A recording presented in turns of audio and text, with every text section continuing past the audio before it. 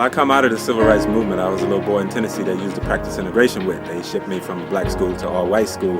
And so the civil rights movement for me is not a celebration or even an event. It's actually a lifetime obligation that I have to carry on the torch and to pass it on to the young people.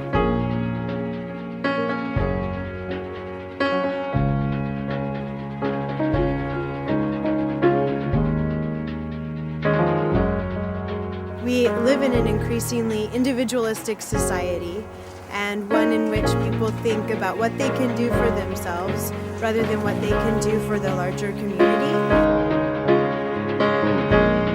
These issues will be with us for a long time. They have not gone away. They won't be gone tomorrow. And we'll need everyone's help in solving this problem.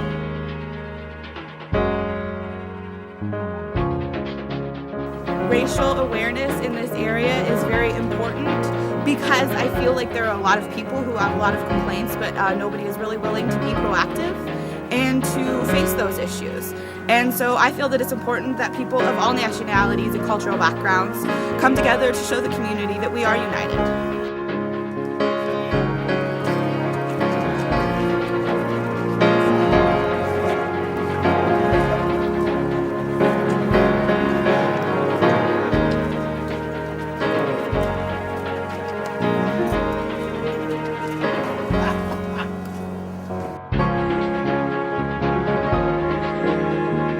And what we're doing today is an assembly, a march and an assembly to honor Martin Luther King.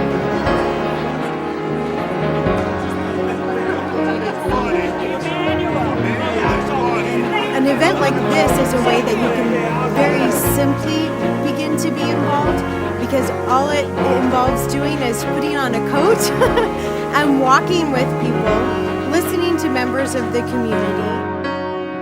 We're directing it onto our youth because we think it's very important that, the kids understand that the struggle hasn't ended and that we're halfway up the mountain, but they've got to keep pushing forward.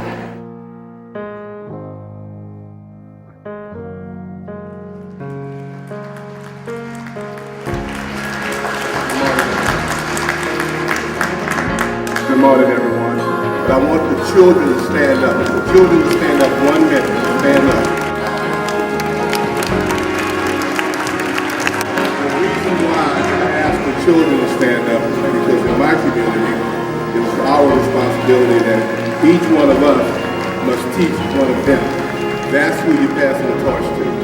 Let's make sure we pass the torch. Let's make sure the children know about this, and let's keep the legacy alive. Thank you very much.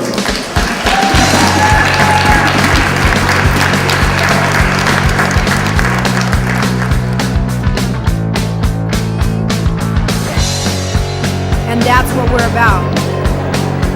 It's MTV, man. Yeah, but you get the program started. He's the president of the NAACP. Peace.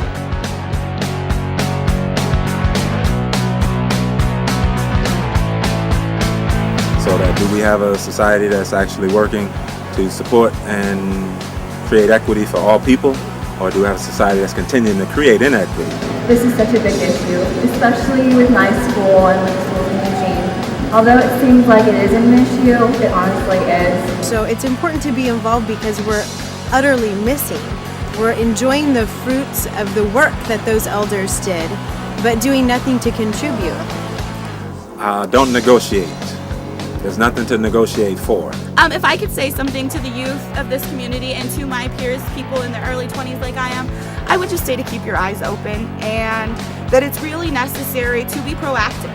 So they have an idea that because there's some biracial children or because of these ideals from the 1960s and early 70s that somehow racism doesn't exist here, which is of course not the truth. We need to make it become reality.